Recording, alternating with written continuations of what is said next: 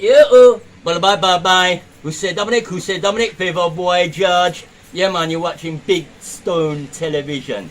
Dominic, original. A long time, George Pang, Pepper, the original legendary producer from way back when, 1910, God knows when. Your producer. Oh, where I say Pepper? They have my virgin from England, Mr. Kenny. You know. Mr. Leroy George Pang.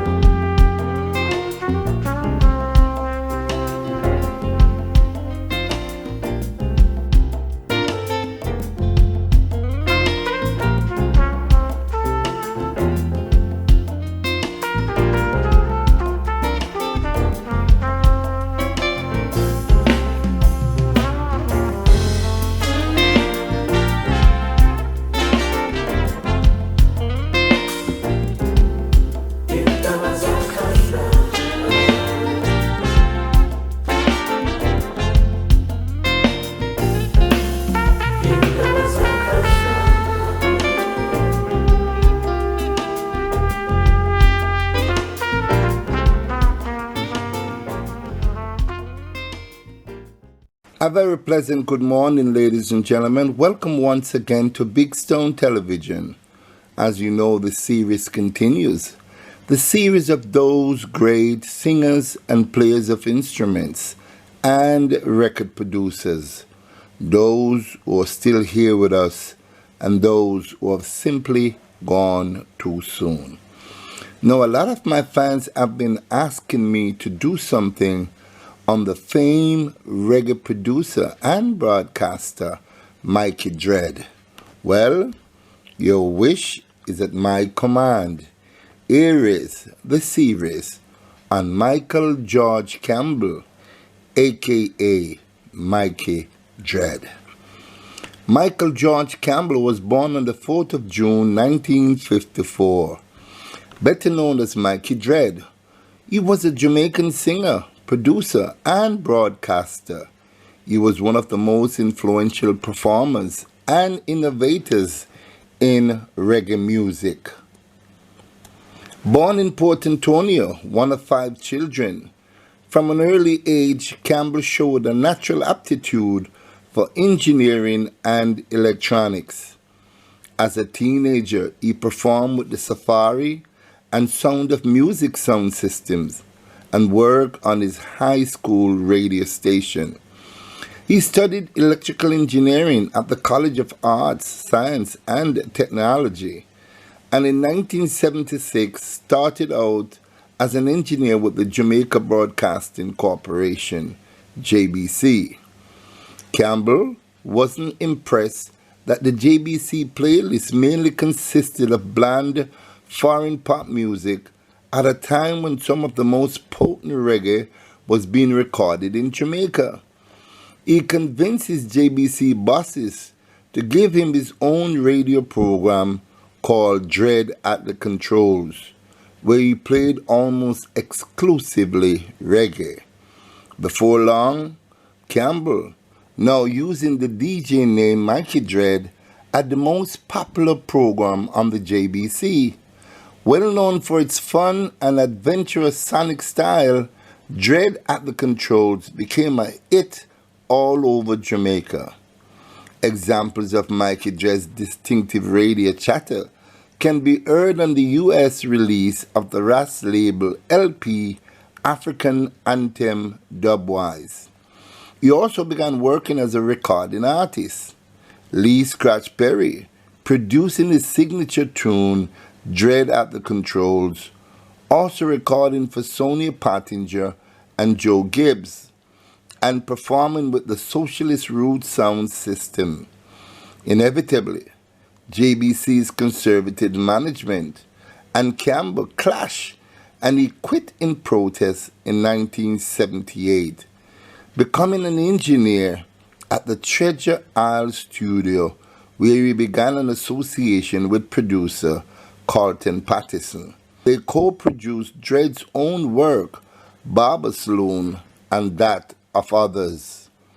By the late 1970s, he had started his own DATC label, working with artists such as Eddie Fitzroy, Sugar Minott, and the Earl 16, as well as producing his own work. The label released Dread's album, Evolutionary Rockers, released in the UK as Dread at the Controls, and World War III. Campbell's music attracted the attention of British punk rockers, The Clash, who invited him over to England to tour with them in 1980, going on to produce some of their music. Although initially suspicious of the Strangers, Campbell soon became friends with the band, producing their Bank Robber single and performing on several songs on the 1980 album Sandinista. Campbell also toured with The Clash across Britain, Europe, and the US, gaining many new fans along the way. He studied at the National Broadcasting School in London in 1980, and in 1984 studied advanced recording technology at the North London Polytechnic. During the early 1980s, he provided vocals with the reggae collective singer and player on Adrian Sherwood's On You Sound record label. Dread produced 10 dub tracks for UB40 and toured Europe and Scandinavia as their support artist.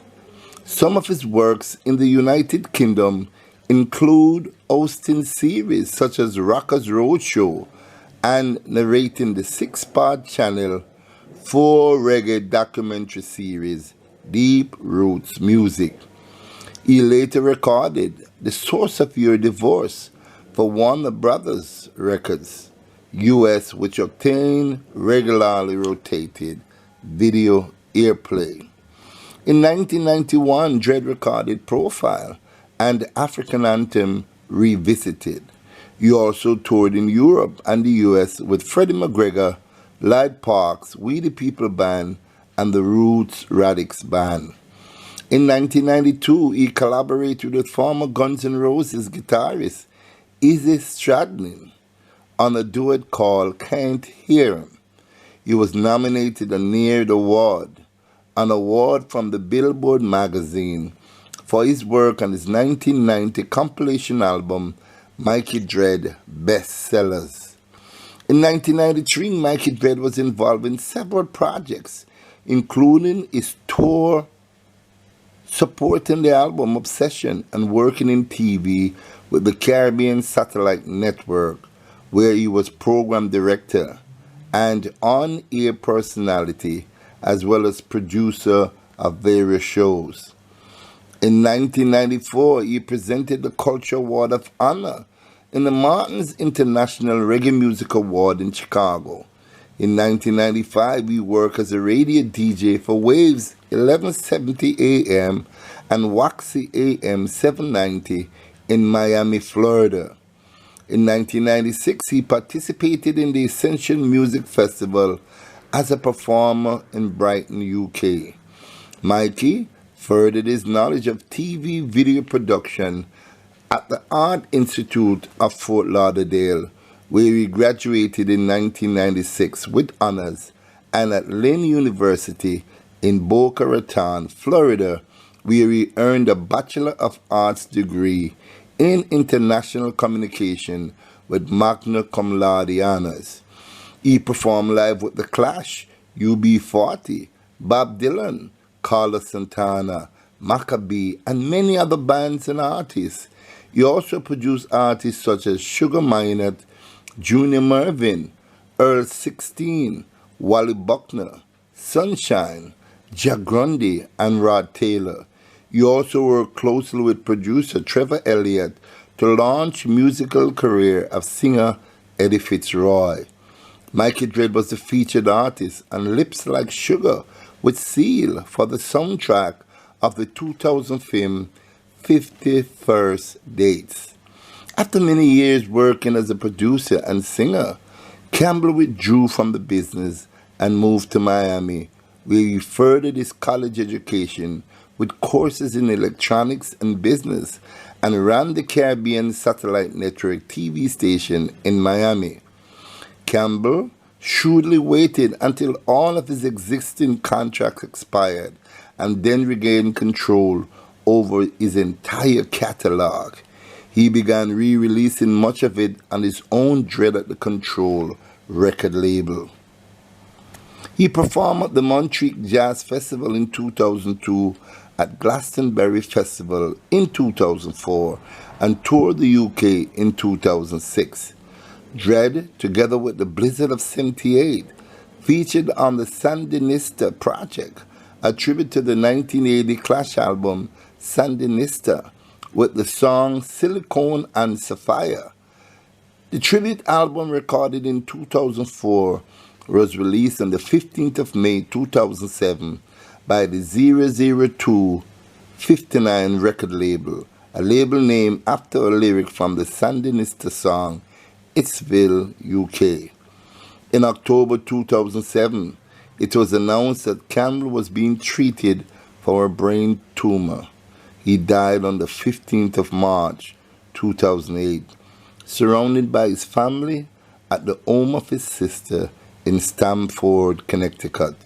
He left 7 children, 3 daughters and 4 sons, the youngest of whom was 4 months old when he died, and who he had with his wife, Monica. Mikey Dread, what a powerful, brainy individual he was. At this time, I just want to take time out and give my heartfelt condolences to the family of Mikey Dread. We understand your pain, but Mikey came and he did every single thing that he wanted to do. He has left catalogs upon catalogs. He has left a legacy for you and the rest of your family and his next of kin and his children to own and possess for centuries to come. Mikey Dread will always remember you, man. You came, you saw, and you definitely conquer. Thanking you for putting Jamaica on the map, putting Jamaica all around the world, putting Jamaica as the Dread at the control. There you have it, ladies and gentlemen. Born in Port Antonio, Michael George Campbell, dying as the great famous Mikey Dread. Thank you so much for listening. Please like and share this series. And if you have not yet subscribed to my channel, now is the time for you to do so. Thank you.